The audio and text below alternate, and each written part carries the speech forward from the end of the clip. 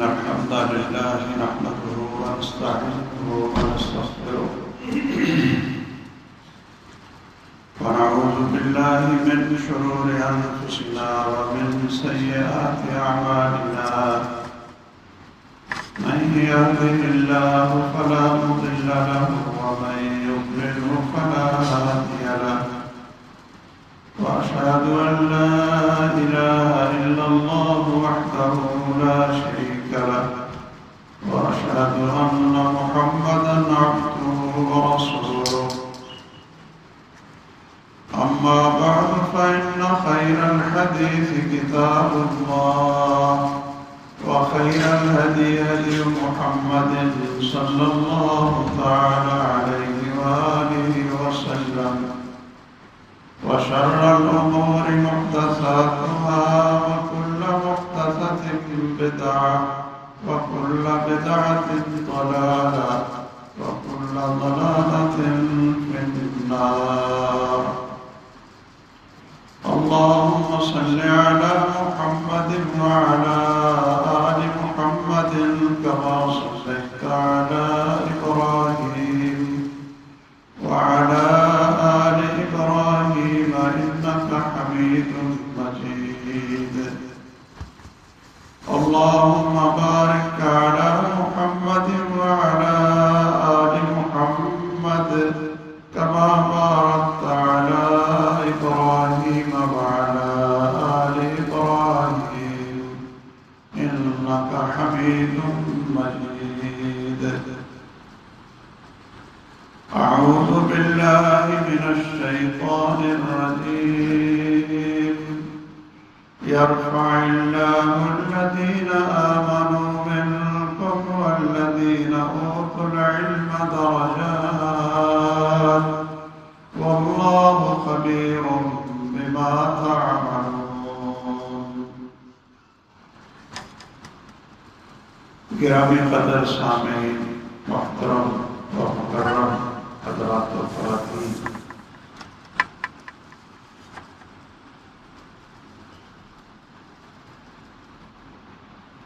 علم دین کو سیکھنا یہ ہر مسلمان پر فرض ہے، اور جب بھی انسان کلمہ پڑھتا ہے تو سب سے پہلے وضو کا طریقہ سیکھنا، نماز کا طریقہ سیکھنا اور دین کے دوسرے فرائض واجبات ان کو سیکھنا کہ ان پر عمل ہو، اور محرمات کو جن سے اسلام نے روکا ہے، جو کام نہیں کرنا ان کو بھی سیکھنا تاکہ انسان اس کے قریب نہ جائے۔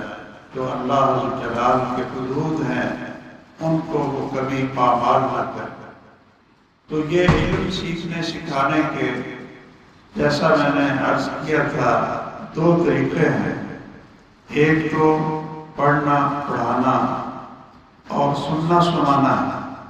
آپ درس اور خطبے سنتے ہیں، اس سے آپ کو علم ملتا ہے۔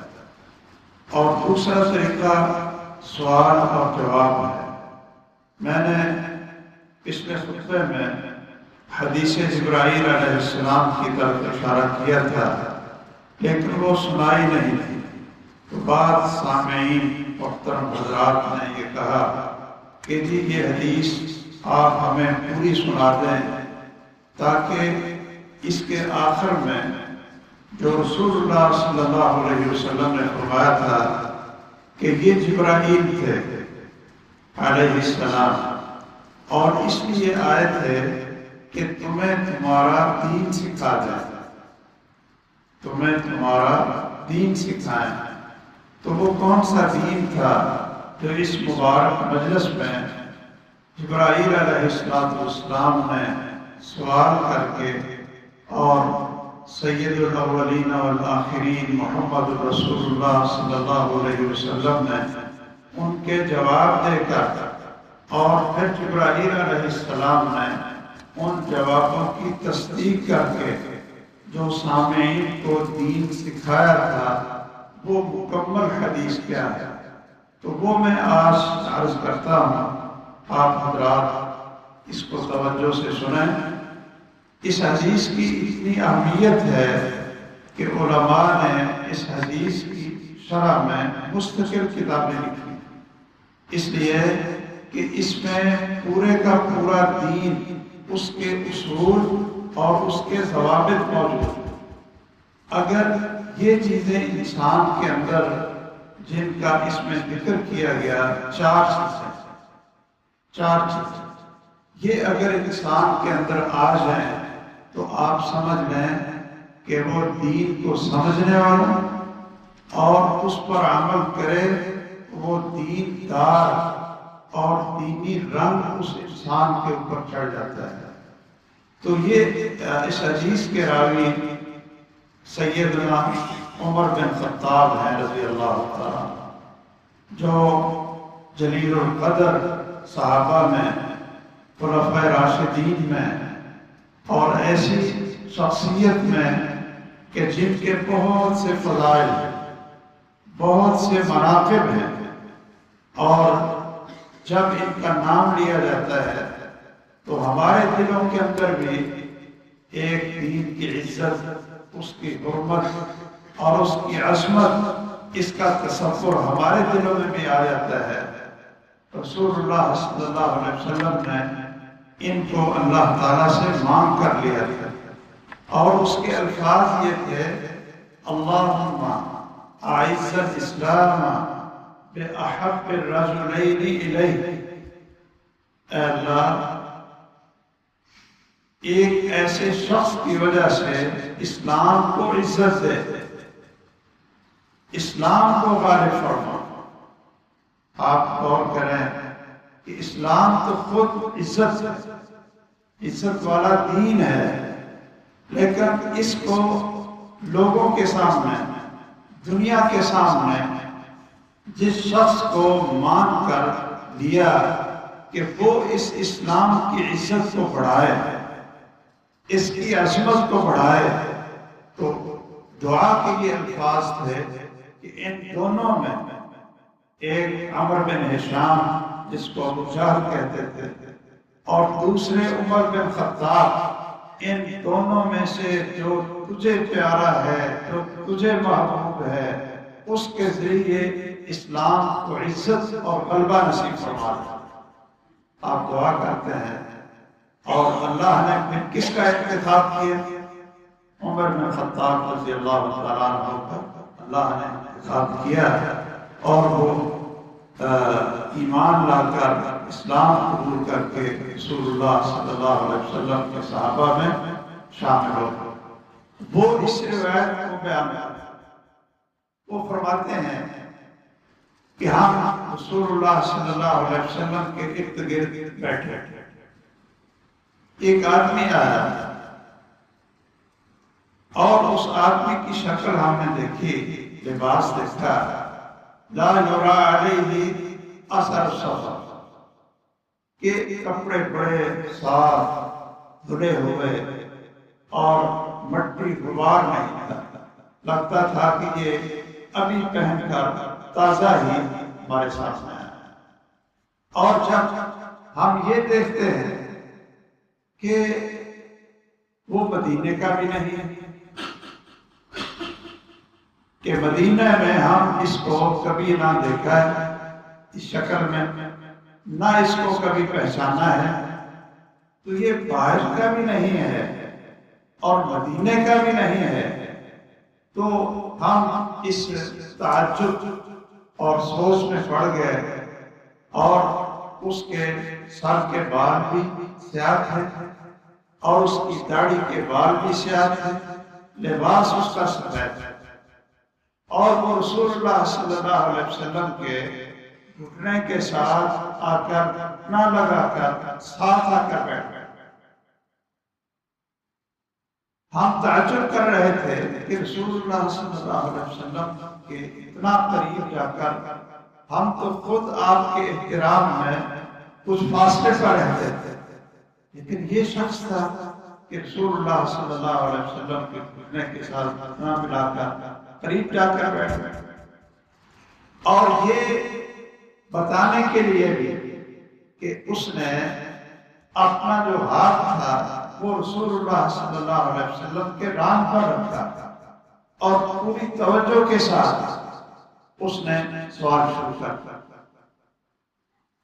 یہاں ایک تھوڑی سی سوچنے والی چیز ہے کہ بڑے بڑے صحابہ کرام ہیں، عمر بن خطاب ہیں، اللہ نے ان کو وہ بصیرت اور وہ علم دیا تھا کہ جب وہ کسی چیز پر اپنی رائے بھی دیتے تھے تو وہ اتنی درست ہوتی تھی کہ اللہ جلال عمر بن خطاب کے الفاظ ان کی رائے کو قرآن کے الفاظ بنا کر آسمان سے نازل کر دیا، اور دوسرے صحابہ کرام میں اور سب سے دنیا میں اگر اولیاء اللہ سب سے اونچے درجے کے اولیاء اللہ ہیں نا اس امت میں تو وہ صحابہ کرام۔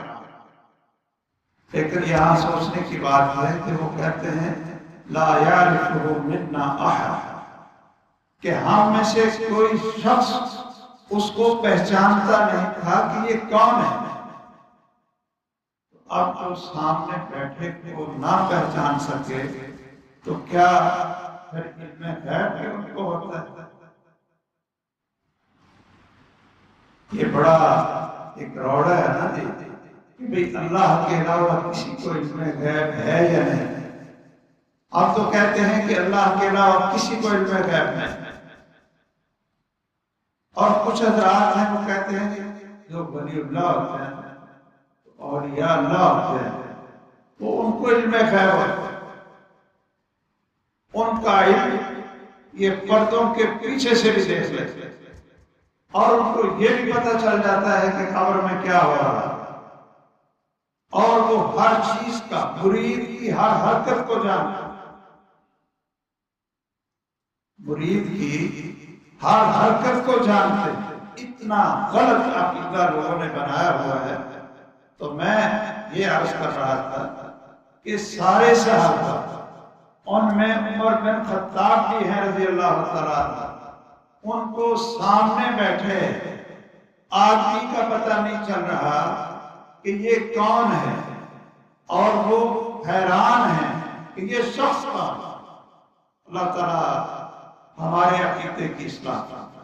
عقیدہ ایک بنیاد ہے، اللہ تعالیٰ ہمارے عقیدے کو درست کرتے کہ اللہ پر خالص ایمان اور اللہ جلال کی صفات کے اوپر ایمان، اللہ کے علاوہ نہ کوئی مشکل کشا ہے اور نہ کوئی حاجت روا ہے، نہ کوئی عالم غیب ہے۔ تو انہوں نے سب سے پہلا سوال یہ کیا، کہا یا محمد، اے محمد صلی اللہ تعالی علیہ وسلم، اخبرنی عن الاسلام، مجھے بتاؤ اسلام کیا ہے۔ اور اس سوال کی آج کے دور میں تو اور زیادہ اہمیت ہے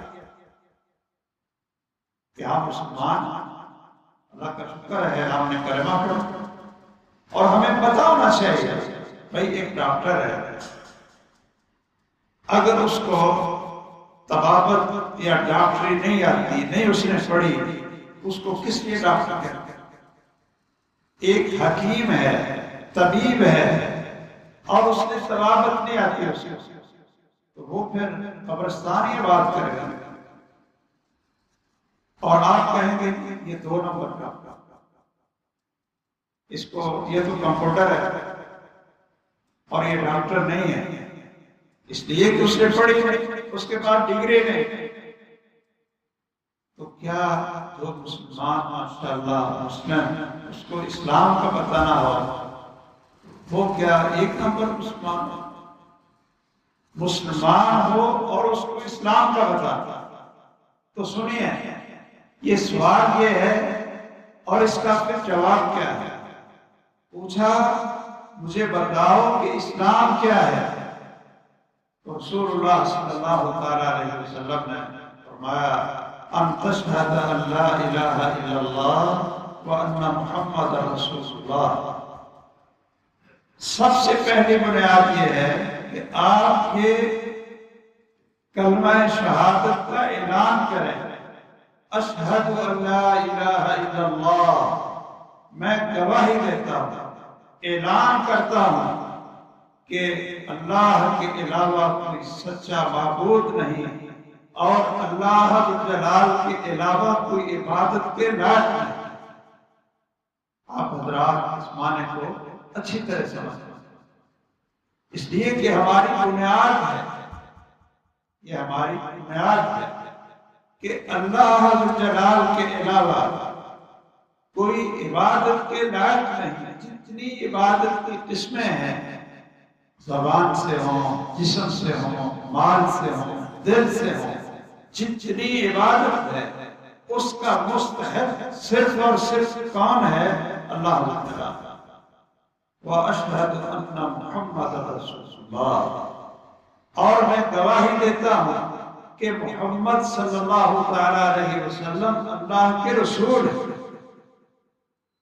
अल्लाह के रसूल है। अल्लाह के रसूल जब हम मान लेते हैं ना, उसका फिर ये माना होता है कि वो जो कुछ फरमाएंगे, जो कुछ बोलेंगे, जो कुछ हमें सिखाएंगे, जो आपकी हदीस मुबारक होगी, जो आपकी सुन्नत मुतहरा होगी, जो कुछ हमें बताएंगे, वो उनकी अपनी बात नहीं होगी, बल्कि रसूल है ना, वो अल्लाह की बात है, वो अल्लाह की बात होगी। वो अपनी मर्जी से नहीं बोलेंगे।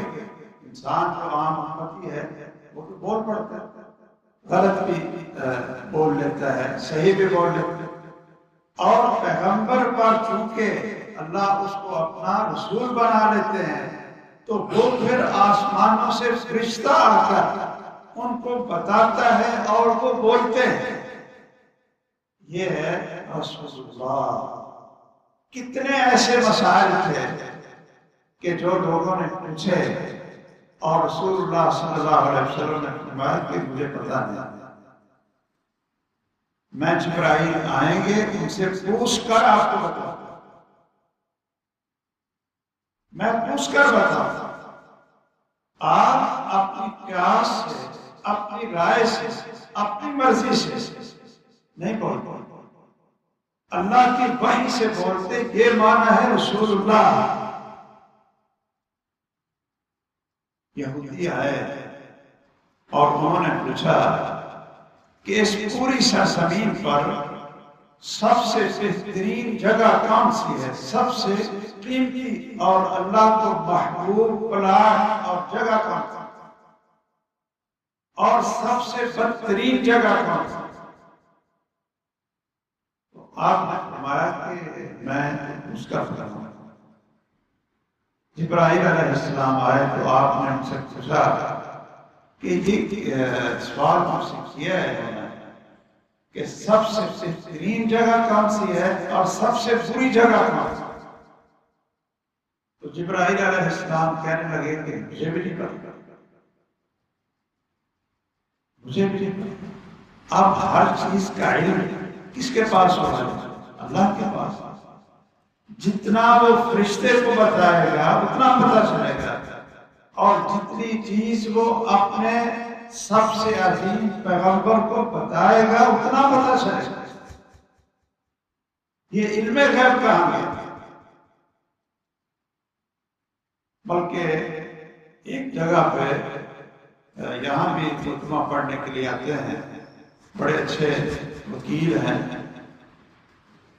तो वो कहने लगे जी हमारे मोहल्ले में एक आलिम तशरीफ ला रहे हैं और वो चैलेंज बड़े करते हैं, मुनाज़रे के चैलेंज और नफरत का पैगाम, और फला गुस्ताख रसूल है, फला ऐसे हैं, फला इस्लाम से बाहर है, फला जहन्नम में है। वो जन्नत के, जहन्नम के, ईमान के, इस्लाम के टिकट बड़े बेचते हैं और बड़ी उसकी शोहरत कि जहां जाते हैं फितना डालते।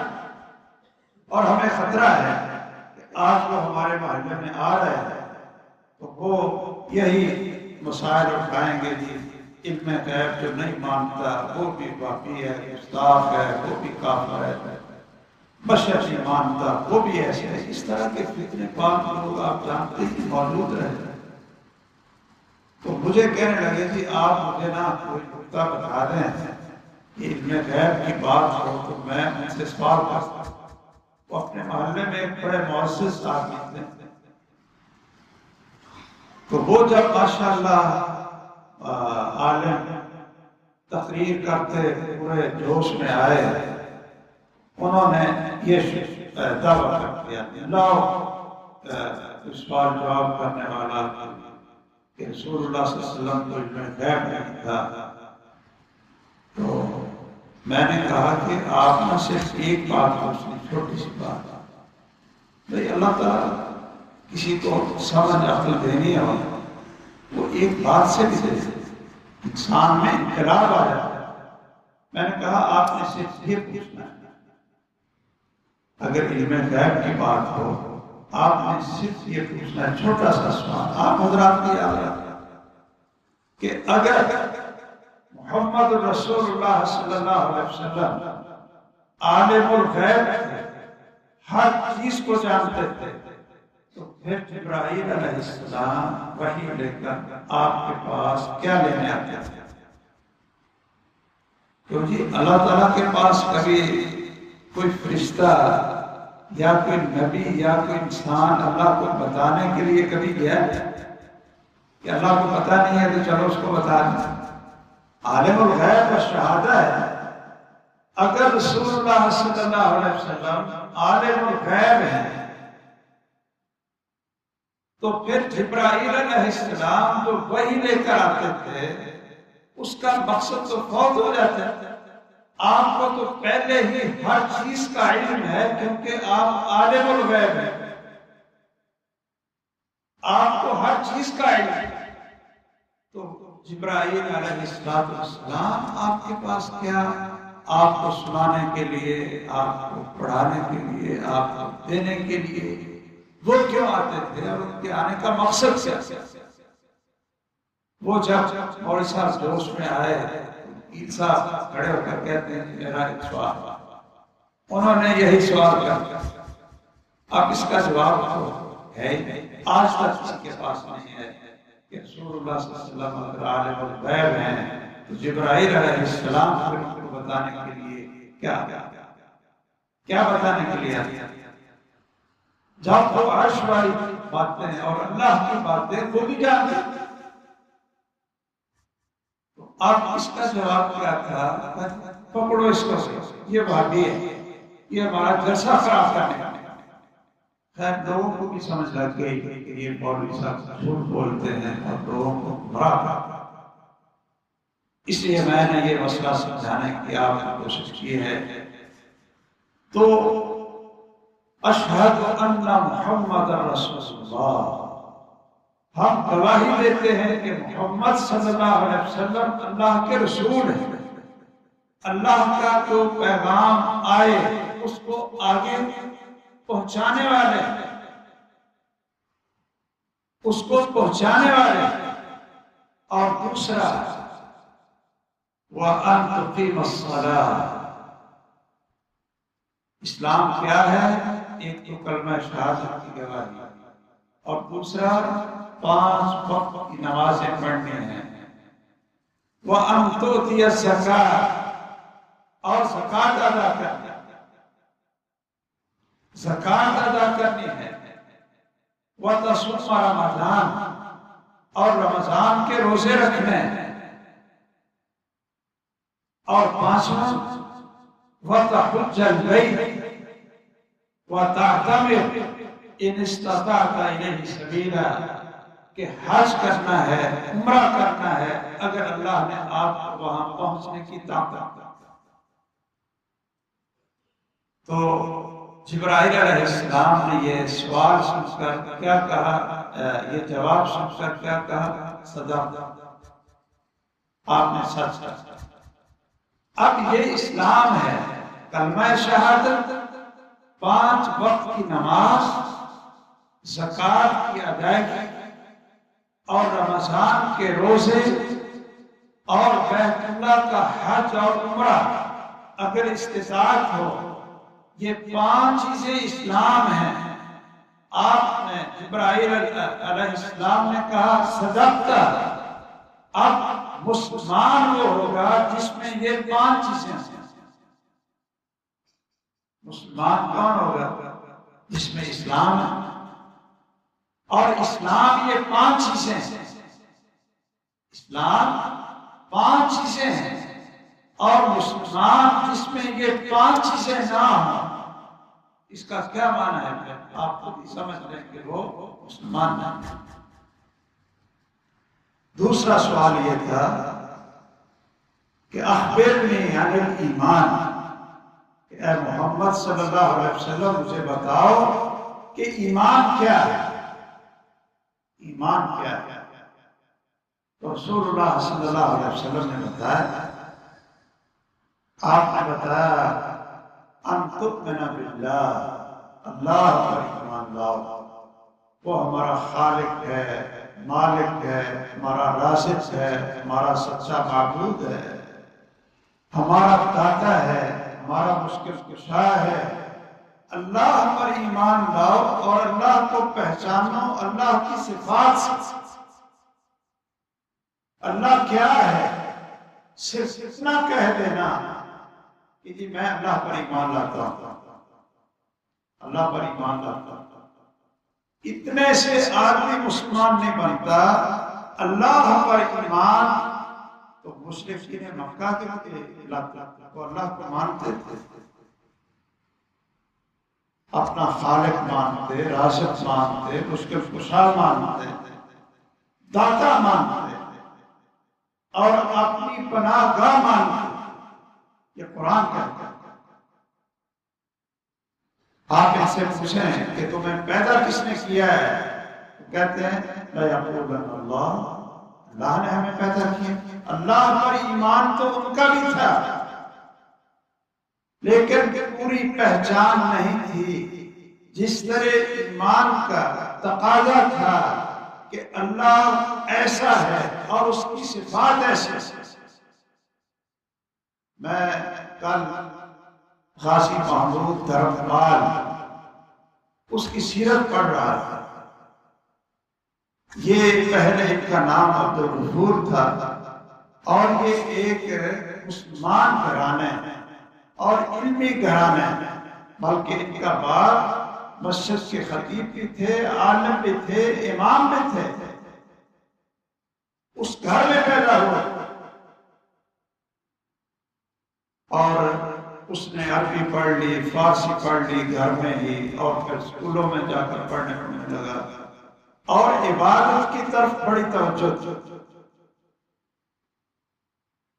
میرے بھائیوں، میں آپ سے بھی یہ گزارش کرتا ہوں کہ آپ جو اچھے راسخ علماء ہیں، جو قرآن کو اور صحیح احادیث، صحیح باتوں کو بیان کرنے والے ہیں، آپ ان کا خطبہ سنا کریں، ان کا درس سنا کریں، ان سے سیکھیں۔ ورنہ بسا اوقات کسی عالم کی ایک چھوٹی سی غلطی سے ایک انسان گمراہ ہو سکتا۔ یہ جب بڑے ہوئے کچھ پڑھ لکھ گئے تو ان کی توجہ عبادت کی طرف بہت ہوئی، رمضان آ گیا، اور یہ بات بڑی مشہور ہے، ہم بھی بچپن میں یہی کام کرتے تھے، اس لیے کہ ہمیں بھی جن لوگوں نے بتایا، نہ ان کے پاس علم تھا، نہ وہ پڑھے تھے، نہ حدیث کے ماہر تھے۔ میں آپ کو عرض کرتا ہوں، تو وہ کہتے ہیں کہ رمضان جب شروع ہوا تو میں نے ایک عالم کا خطبہ سنا رمضان کے موضوع پر، تو اس نے رمضان کے فضائل، روزے کے فضائل سارے بڑے بیان کیے، لیلۃ القدر کے فضائل بڑے بیان کیے، اور اس نے یہ بھی کہا کہ لیلۃ القدر کی نشانی یہ ہے کہ جب وہ دعا کی قبولیت کا وقت آتا ہے، یا جب وہ رات آتی ہے تو ہر چیز روشن ہو جاتی ہے۔ اس طرح نور اور روشنی برستی ہے کہ جس طرح سورج نکلا ہوا، اس طرح روشن ہو جاتا ہے۔ وہ کہتا ہے کہ میں نے بڑی پابندی سے روزے رکھے اور تراویح پڑھی، قرآن کی تلاوت کی، آخری عشرے میں اعتکاف بیٹھ گیا اور تاک راتوں میں ساری رات تلاوت دعائیں وہ میں کرتا رہتا، اور باہر بیٹھ گیا کہ کوئی رات ایسی آئے کہ جس میں نا سورج روشنی ہو اور وہ قبولیت کا وقت ہوگا۔ تو وہ غازی محمود دھرمپال، اس نے جب وہ ہندو ہوا تو اس نے اپنا نام دھرمپال رکھ لیا۔ بہت مشہور اس کی ہسٹری ہے جو کچھ پڑھنے پڑھانے سے، آج کل تو وہ نیٹ ہی آ گیا نا کہ سارا علم اسی میں گھسا ہے، اور کوئی اچھی کتابیں، کوئی اچھی چیزیں، کوئی اچھی تاریخ کی نصیحت والی باتیں، وہ تو ماشاءاللہ اب وہ پڑھنے سے گئی۔ مطالعے کی ہمیں عادت ہے، کہتے ہیں کہ اس وقت سب سے زیادہ کتابیں پڑھنے کی ریشو وہ یہودیوں میں، سب سے زیادہ کتابیں اور علم کی کتابیں سب سے زیادہ مطالعہ پوری دنیا میں یہودی قوم کا، اور اس کے بعد عیسائیوں کا نمبر آتا ہے، اور مسلمان پتہ نہیں کس نمبر میں پہنچے ہیں، یہ آپ جانتے ہیں ماشاءاللہ مطالعہ کرنے میں، کتابیں پڑھنے۔ تو وہ کہتا ہے کہ میں ساری راتیں جاگ کر وہ وقت تلاش کرتا رہا، وہ رات تلاش کرتا رہا، تو میں نے مولوی صاحب کے خطبے میں سن لیا تھا کہ اس وقت روشنی ہو جاتی ہے۔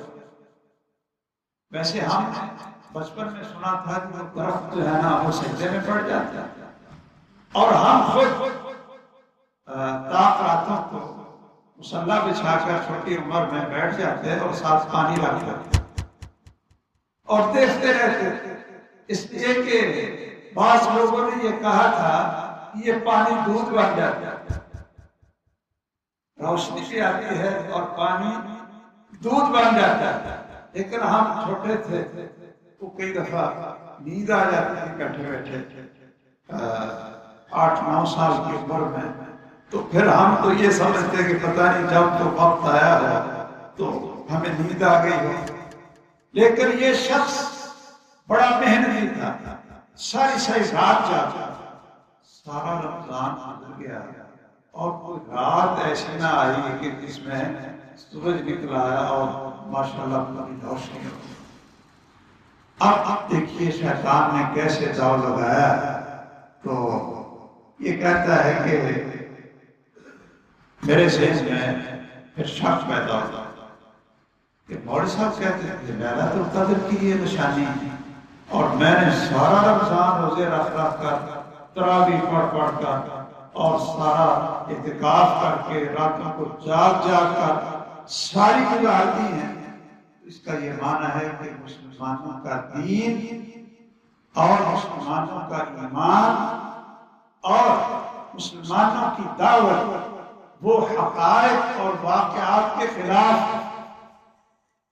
وہ نظر نہیں آتی، یا تو حقائق اس طرح نہیں ہیں، اور یا پھر جو یہ بیان کرتے ہیں وہ دین نہیں ہے، وہ غلط ہے۔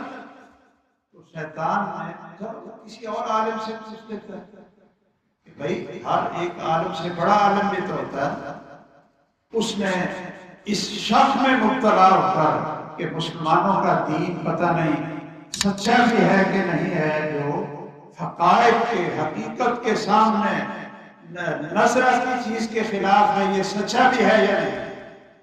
تو پھر اس نے عیسائیت پڑھنی شروع کر دی، ہندو مت پڑھنا شروع کر دیا، اور سکھوں کے ساتھ جو اس کے دوست تھے ان سے سیکھنا شروع کر دیا، اور بڑا کچھ اس میں چلا گیا، اور اللہ معاف فرمائے، اللہ ہمیں ایمان پر استقامت دے۔ آخر نتیجہ یہ نکلا کہ وہ دھرمپال بن مرتد ہو گیا، صرف مولوی کی اس ایک غلط بات کی وجہ سے اللہ ہم کو پہچانا صحیح طریقے سے، یہ قرآن اور سنت کے علاوہ کوئی طریقہ نہیں۔ اللہ تعالیٰ ہمیں استقامت دے۔ میں انشاءاللہ یہ حدیث مکمل بیان کروں گا۔ اللہ تعالیٰ ہمیں ایمان کی دولت دے اور اس پر ہمیں استقامت بھی دے اور ہمارا خاتمہ بھی اسی کے اوپر فرمائے۔ آمین وآخر دعوانا الحمدللہ رب العالمین۔ ان الحمد للہ نحمده ونستعینه ونستغفره ونعوذ باللہ من شرور انفسنا ومن سیئات اعمالنا من يهده الله فلا مضل له ومن يضلل فلا هادي له واشهد ان لا اله الا الله وحده لا شريك له واشهد ان محمدا عبده ورسوله صلی اللہ تعالی علیہ وآلہ وسلم اما بعد۔ یہ حدیث تو میں انشاءاللہ آگے خطبوں میں یہ مکمل کروں گا۔ وہ سوال درمیان میں واقع میرے ذہن سے بھی نکل گیا کہ پوچھا کہ سب سے بہترین جگہ اور سب سے بری جگہ کون ہے؟ جبرائیل علیہ السلام نے کہا کہ مجھے بھی نہیں پتا، میں بھی اللہ سے پوچھا۔ وہ اللہ جلال کے پاس گئے اور اللہ تعالیٰ سے پوچھا۔ وہ فرماتے ہیں کہ میں اس وقت اللہ کے اتنا قریب ہوا کہ میں کبھی بھی اس سے پہلے اتنا قریب ہو کر سوال نہیں کیا تھا، اور اللہ جلال اور میرے درمیان 70,000 پردے تھے۔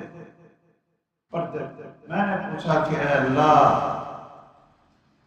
یہ سوال ہے محمد صلی اللہ علیہ وسلم کی طرف سے کہ سب سے بہترین جگہ کون سی ہے اور سب سے بری جگہ کون سی ہے؟ تو اللہ جلال نے فرمایا کہ سب سے بہترین جگہ مسجد ہے اور سب سے بری جگہ بازار ہے۔ پھر جبرائیل علیہ السلام نے محمد رسول اللہ صلی اللہ علیہ وسلم کو بتایا اور آپ نے پھر ان یہودیوں کو جواب دیا۔ اس سے یہ پتہ چلتا ہے کہ رسول اللہ صلی اللہ علیہ وسلم اللہ کی وحی سے، اللہ جلال کے پیغام سے آگے بولتے تھے۔ یہ معنی ہے محمد رسول اللہ۔ اللہ تعالیٰ ہمیں یہ جو دنیا کی سب سے بہترین جگہ ہے اس کے ساتھ محبت، تعلق، اس کو آباد کرنا، نماز کے ساتھ اور مال کے ساتھ اور نوافل کے ساتھ، قرآن کی تلاوت کر کے، اعتکاف کے ساتھ مسجدوں کو آباد کرنا۔ اللہ تعالیٰ ہمارے 24 گھنٹے کا کچھ حصہ ہمیں اس جگہ میں بھی عطا فرما دے۔ اور بازار بری جگہ ہے کب کہ جب انسان وہاں لوگوں کا خون چوستا ہے، جھوٹ بولتا ہے، لوگوں سے دغا کرتا ہے اور گالی گلوچ کرتا ہے، بازاری زبان استعمال کرتا ہے، لوگوں کو دھوکہ دیتا ہے اور لوگوں کا خون اور مال چوستا ہے۔ اس لیے عموماً چونکہ لوگوں کی حالت یہ ہوتی ہے، اس لیے کہا کہ یہ سب سے بری جگہ ہیں بازار۔ لیکن وہ تاجر جو صادق الامین ہو، سچا بھی ہو، امانت سے تجارت کرتا ہو، تو اس سے بڑی عبادت کون سی ہے کہ وہ قیامت کے دن نبیوں کے ساتھ ہوگا، صدیقوں کے ساتھ ہوگا، شہداء کے ساتھ ہوگا۔ اللہ تعالیٰ ہمارے کاروباری حضرات کو بھی یہ صفت عطا فرما دے کہ وہ قیامت کے دن نبیوں کے ساتھ کھڑے ہیں۔ اللہم انصر الاسلام والمسلمین، اللہم دمر اعداء الدین، اللہم اشف مرضانا ومرضى المسلمین، واشف انت الشافی لا شفاء الا شفاؤک شفاء لا یغادر سقما۔ اللہم اغفر للمؤمنین والمؤمنات والمسلمین والمسلمات الاحیاء منهم والاموات، وصلی اللہ علی سیدنا ومولانا محمد وعلى آلہ وصحبہ اجمعین۔ اقول قولی هذا واستغفر اللہ لي ولکم۔